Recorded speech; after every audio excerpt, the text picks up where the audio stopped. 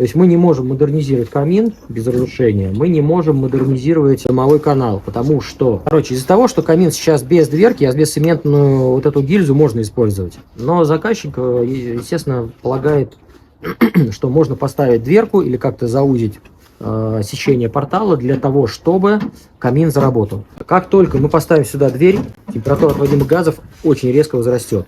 Соответственно, есть большая вероятность такая, что асбестцементная гильза при повышении температуры более чем 300 градусов, естественно, разрушится.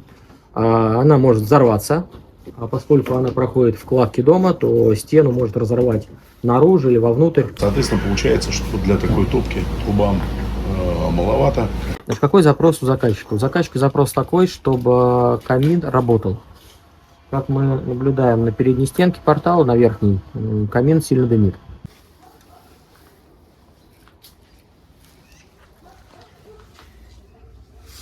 Так, он идет вправо. Значит. Итак, мы сейчас находимся на стадии хотя бы узнать вообще, куда идет у нас канал, вот, внутри этого камина уличного. Вот. Но мы уперлись вот в такую вот ситуацию. То есть мы прошли буквально 1 метр и уперлись в горизонтальный участок вот этой вот замечательной всей конструкции. То есть штанга у нас находится примерно, Почти под конец. Вот здесь где-то, вот. И получается так, что здесь над камином никакой трубы нету. Труба уходит в горизонт вот сюда, вот в эту вот стенку, потому что, здесь уже у нас труба идет, вот. И получается внутренний камин, который тоже подключен в эту же шахту. Короче, вот здесь проходит у нас труба в стенке. У меня такое ощущение, что он в стене уже. У него Понимаешь? уже в стене. Асбест? Да. Залазь. Да. Крути налево. Вот, вперед. Давай. Нормально, все, пойдем. Давай, Илюха. Пройдем, Илюх, давай. Сейчас потихонечку залазим в асбест, который увидели. Так, асбест. Так, асбест ты прошел. Дальше довезли. Вот так, Севыч, покажи. Я вижу. Вон у нас улица, да, видна уже. Так, значит, Илюх, берешь штанги, нужно почистить канал. Ребят, всем привет, команда Трубочист Алекс. Сегодня снова с вами. Или вы снова с нами. Значит, сегодня у нас осмотр камина одного, второго и проверка вентиляции в доме за городом. Значит, есть у нас первый камин, он находится на улице, камин без дверки. Значит, какой запрос у заказчика? У заказчика запрос такой, чтобы камин работал. Как мы наблюдаем на передней стенке портала, на верхней, камин сильно дымит.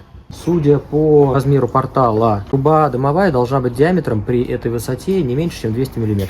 То, что мы сейчас увидели, первое, это запустили туда эндоскоп, мы увидели там сразу же, после очень узкого дымосборника, который уходит направо и назад, то есть у него уже сложная конфигурация, он сам узкий достаточно.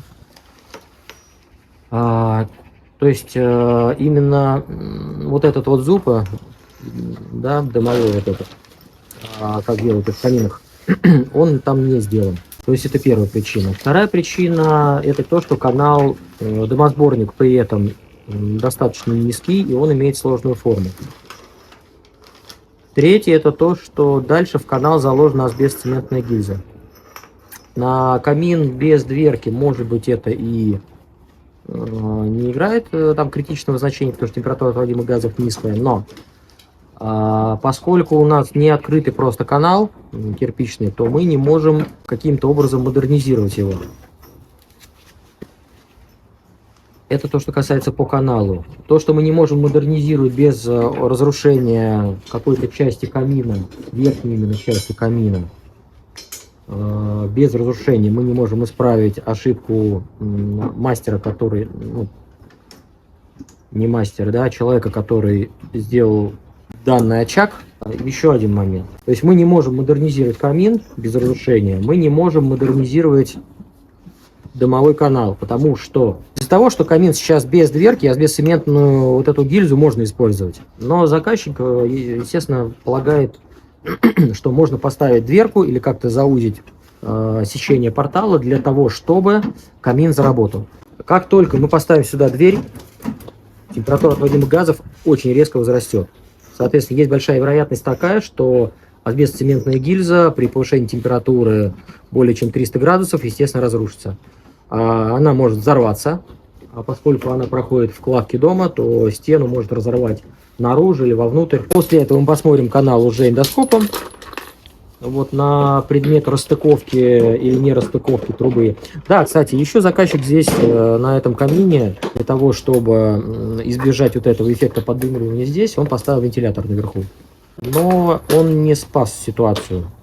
Даже вентилятор не спас ситуацию, но потому что здесь сделано таким образом. Ну, мало того, что это открытая полностью терраса, дует со всех сторон. Это раз. Ну и еще с учетом такого дымосборника и с учетом такой сборки именно топливника, и то, что расположено выше и до дымосборника, ну, созданы все условия для того, чтобы этот камин не работал. Вот, поэтому что здесь можно, какое решение предложить заказчику, об этом я сейчас подумаю. Естественно, заказчику я об этом расскажу, и вы услышите это как-то за кадром, потому что не нужно показывать заказчика в кадре. Заказчики почему-то не любят показываться в кадре, да, но ролики смотреть любят. А мне приходится. Вот. Поэтому буду я думать, что с этим делать, вот, и как выходить из этой ситуации. Потому что даже если сделать санацию, даже если поставить более сильный вентилятор наверх, сделать санацию именно этого канала, например, тем же самым материалом Formflex Red, но для того, чтобы его смонтировать, нужно будет разбирать вот эту верхнюю часть, потому что нам нужно долезть до канала, до дымового канала. Вот. То есть здесь все понятно, с дверью мне тоже все понятно. По поводу верхушки это я заказчику скажу. Все, сейчас чистим канал, чистим эту гильзу асбестцементную, потом эндоскопом смотрим все снизу доверху, вот, понимаем, есть ли где-то какая-то расстыковка или какие-то разрушения в этой гильзе, чтобы у нас полная картинка создалась по поводу того, что дальше делать, и дать нормальное предложение уже заказчику. Итак, сейчас мы отвязываем лестницу. Будем ставить сейчас лестницу вон до туда, до трубы. Вот. Кстати, на трубе уже видно, что оголовок надстраивался. То есть, по крайней мере, на камере это отчетливо видно, что последние рядов 8 примерно так на глаз уже перекладывались, либо настраивались. Потому что тяги вот не хватает тяги для работы нормальной уличного камина. Вот. И здесь у нас постоянно, вот как уже говорилось, все черным-черно. Вот. То есть поставили дымосос не особо спасает ситуацию.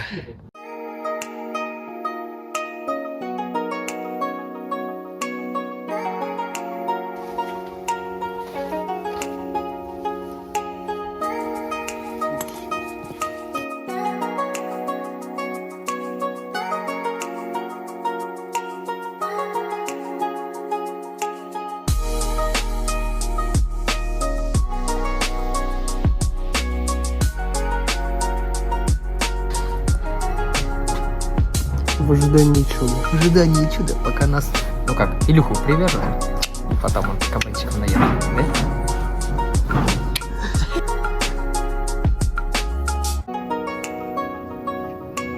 Ну что ж, вот так у нас выглядит сейчас ситуация на кровле на этом объекте.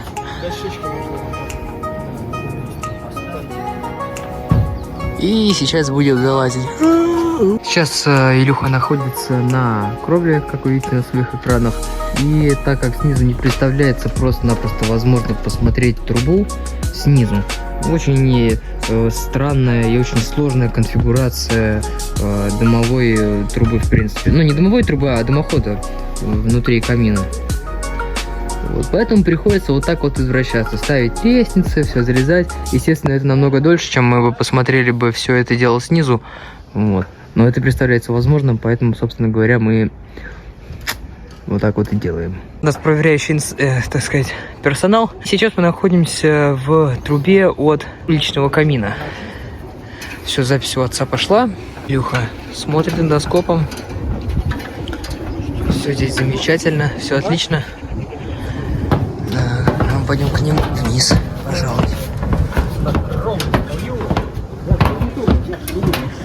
Так, ну-ка, что у вас тут происходит? Извиняюсь, что не узнал. Сейчас будем прилететь, осторожно. Сейчас вот эта вот дрянь летающая, как Да. в лобешник. Так, ну что ж. Так, все это дело у нас выглядит здесь. Как отговаривались, надо подъехать. Отсвечивает, правда, жалко не видно, но ничего страшного. Потом на видео от эндоскопа все покажем. Хорошо, я тогда... Так, мне нужно здесь, наверное, еще часа 2. Да, вот это я понимаю, зонтик. Толщина металла. Ну ладно. Так, вот у нас вентиляшка наша. Это 4, нет, раз, два, три, 4 канала. Вот. Которые мы, кстати, тоже будем проверять. Отсюда дует теплый воздух, то есть из дома. Вот. Так. И, кстати, воздух очень сырой. О, фига, ты откуда выпал, дружок? Иди. Так, народ, ну, тут оголовок у нас, там 2 камина, 2 каналов. Один канал 160, второй канал 150. Ну, юморino, конечно. И что здесь? Это вентиляционный плюс дымовой оголовок. Коллективный коллектор, состоящий из 5 каналов. Один канал у нас кирпич на 3/4, следующий у нас канал кирпич, еще один кирпич и еще 2 канала по 3/4 в кирпич. Но при этом трубы там стоят замурованные диаметром 150 во всех каналах. То есть везде стоит вентиляшка, причем абсолютно все трубы расположены на уровне кровли. И дальше выходит в кирпичную укладку. То есть создается газовый карман абсолютно на всех 5 каналах. Трубы таким образом доведены. То есть это абсолютно неправильно, нарушение, и создает помехи для и вентиляции, и удаления отработанных газов от газового котла. Газовый котел здесь расположен в самом маленьком канале, который сечение в кирпич. Далее идет стальная труба вниз. Что хочу сказать по головку сразу же. Идем сюда. Значит, ребят, смотрите, что здесь у нас на головке творится. Видите, вот эти вот высылы, да? Они идут строго. Вот здесь у нас канал проходит от газового котла. Здесь же, вот видите, вот эти потеки. Но это зимой происходит. Понятно, что с той стороны то же самое. То есть конденсат ударяется, здесь капает, здесь эти все сталактиты, разрушается. Ну, то, что он ржавеет, там он еще какое-то время постоит, естественно, он из трешки сделан, этот зонт, вот, хороший, силовой. Разрушается кирпичная кладка. Понятно, что здесь вот мох как раз. Вот здесь вот множественные трещины по всей кладке, по всей абсолютно кладке. И вот этот белый высол, это от того, что нет санации канала полностью до среза. Ну и, соответственно, не выведена труба от газового котла выше этого дождевого зонта. То есть однозначно это нужно делать.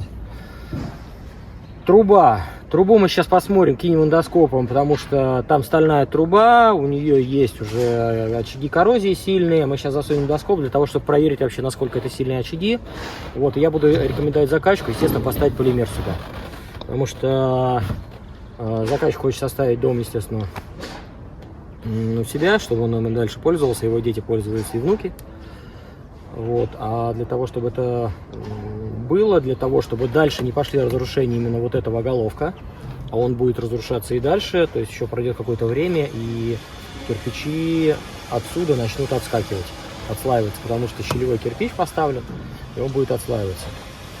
И будет разрушение оголовка, и тогда придется перекладывать весь оголовок.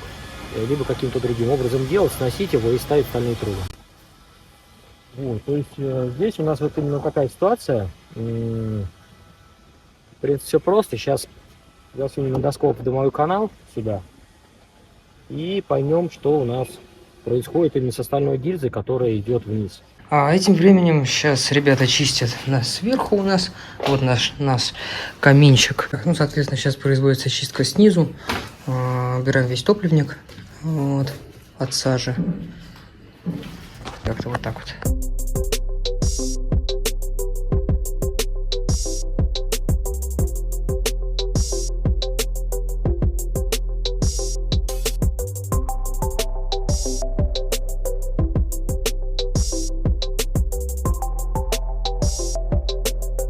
Итак, чистка камина в доме произведена успешно. Так у нас получилось.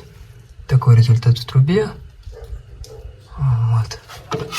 Здесь, соответственно, топливник тоже я весь собрал. Из-под вот все убрал. Чтобы ничего не мешалось, все было хорошо. Вот так. В трубе. Вот так вот. Так, народ. Да, ну мы с объекта выехали. Короче говоря, посмотрели, мы сделали осмотр трубы. Ну, мы сделали не осмотр, мы сделали в данном случае, получается, такое какое-то половинчатое обследование, полтора осмотра. Какая-то такая работа у нас сегодня была. Почистили две трубы от камина, который на улице, и камин, который в доме. Посмотрели это дело эндоскопом. Дальше видеоматериал вместе с отчетностью заказчику. Посмотрели дымовую трубу. Ну, в принципе, коллективный оголовок. И в нем же есть канал для котельной. То есть дымовой канал от газового котла с котельной. Примечательно было, что все трубы были выведены в срез кровли. То есть и сверху был надстроен еще оголовок. Очень плохо, потому что кирпичная кладка по сечению гораздо больше, чем вентиляционная и дымовая труба. Поэтому 1,5 метра образуется газовый карман. Для вентиляции, может быть, это не так плохо, а вот для газового котла, это именно для кирпичной кладки, это плохо. Вот, и вообще так нельзя делать. Плюс антенна на дымовой трубе, вот на этом оголовке пришпандорена. Ну, короче, все нарушения строители все время собирают, как обычно. Дальше, значит, заказчику будет дано предложение по санации дымового канала для газового котла. Будет даны рекомендации по, ну, собственно, это будет новый камин. Но это уже с печником, конечно же. Тот, который на улице. Потому что дверку ставить в тот камин нельзя, потому что там дальше идет асбестоцементная гильза. Если мы поставим дверку, то температура дымовых газов будет очень высокая. И асбестоцементная гильза взорвется и разорвет просто стену. Возможно, я-то дам предложение, а возможно заказчик его и примет. По поводу установки более мощного вентилятора, который будет более интенсивную протяжку иметь при сечении того канала, который сейчас есть. Просто скорость сильная и все. Но ввиду того, что портал достаточно, а дымосборник его нету, поэтому смотря что понравится заказчику. Ну, то есть я так сейчас не могу сказать, вариантов много. По поводу камина, который в доме, ну, там ничего такого, собственно, крышка, которая у них есть, придумали они, у них прям сверху, как на грузовых автомобилях, вот есть труба, и сверху такая крышка стоит. И зимой они ее снизу веревочку отпускают, а она у них падает. Такое вот заказчик придумал устройство. Ну, как бы дешево и сердито, оно, естественно, работает, почему нет. Вырезать какой-то шибер на втором этаже, ну, это та еще история, это общестрой, разруха и все такое. Вот. Либо делать какой-то участок трубы утепленный и втыкать дистанционным управлением шибер наверх, тоже не очень хорошо. Вот. Что еще? По открытому камину сказал, камин в доме сказал, по газовой котельной сказал.